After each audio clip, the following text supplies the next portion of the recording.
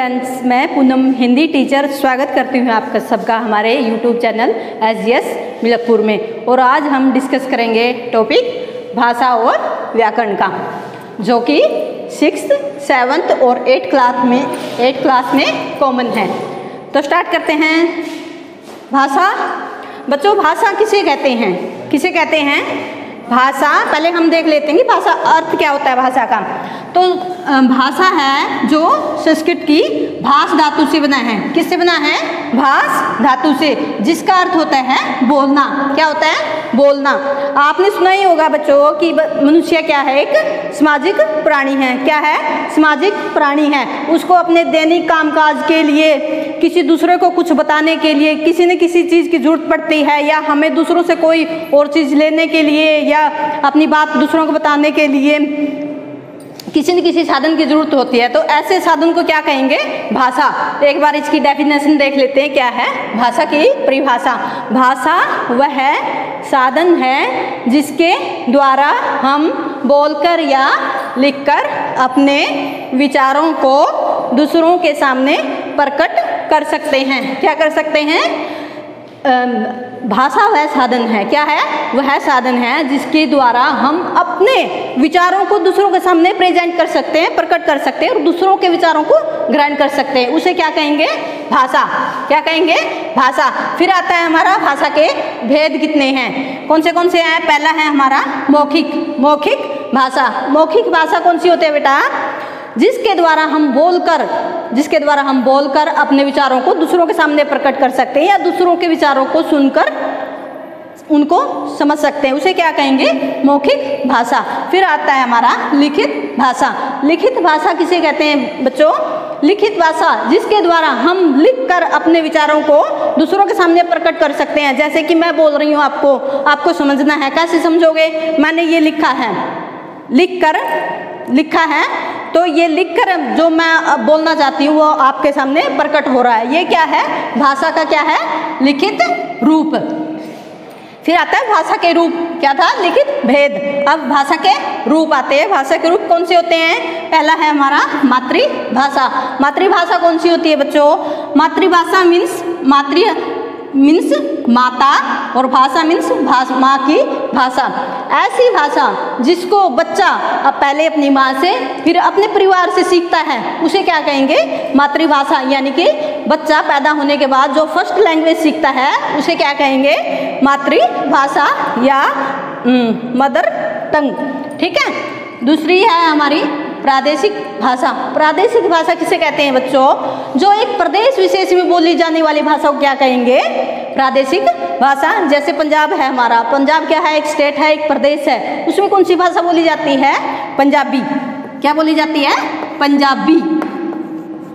तो पंजाबी क्या है? पंजाबी सिर्फ पंजाब में ही बोली जाती है। तो क्षेत्र विशेष में बोली जाने वाली या प्रदेश विशेष में बोली जाने भाषा को क्या कहेंगे? प्रादेशिक भाषा। ठीक है।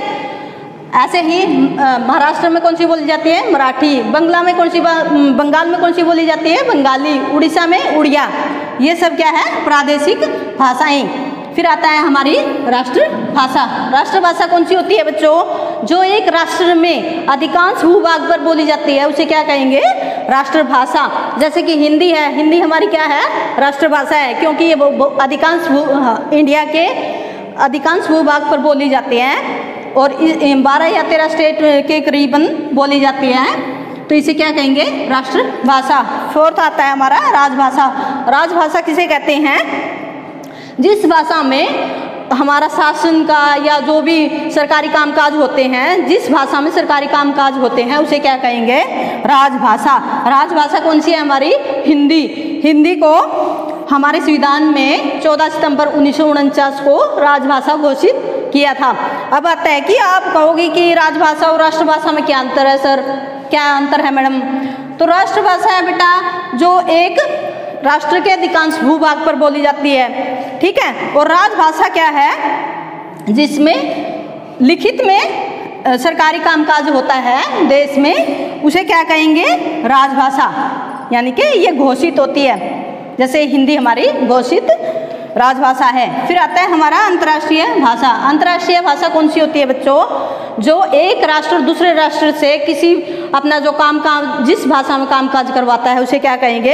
अंतर्राष्ट्रीय भाषा। जैसे कि जैसे इंडिया में हिंदी बोली जाती है और चीन में क्या बोली जाती है? चीनी। अगर हमें उनसे कुछ काम करवाना हो या उन्हें हमसे कुछ करवाना हो या हमें उनसे कुछ काम करवाना हो तो हमें उनकी चीनी नहीं आएगी और उन्हें हमारी हिंदी नहीं आएगी, तो एक बीच वाली भाषा की जरूरत होगी, तो उस भाषा को क्या कहेंगे?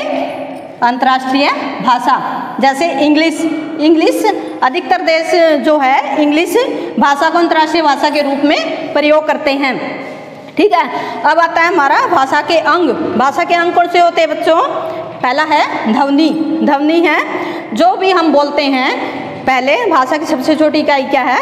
ध्वनि या वर्ण। जो हम बोलते हैं वो ध्वनि होगी और जो हम लिखेंगे, जो बोला है हमने वो लिखेंगे, वो हो जाएगा वर्ण। फिर आता है शब्द। शब्द कौन से होते हैं? दो या दो से अधिक शब्दों के सार्थक मेल को क्या कहेंगे? शब्द। फिर आता है वाक्य। वाक्य क्या होता है? दो या दो से अधिक शब्दों के मेल को क्या कहेंगे? वाक्य।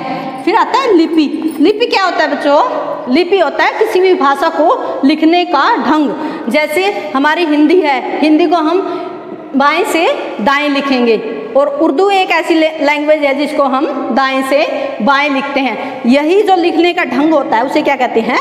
लिपि। फिर हमारा आता है कि व्याकरण क्या होता है? फिर हमारा आता है कि व्याकरण। व्याकरण किसे कहते हैं? व्याकरण। फिर हमारा आता है व्याकरण।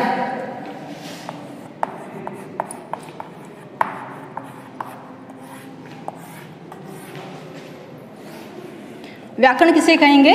नियम को। किसे कहेंगे? नियम को।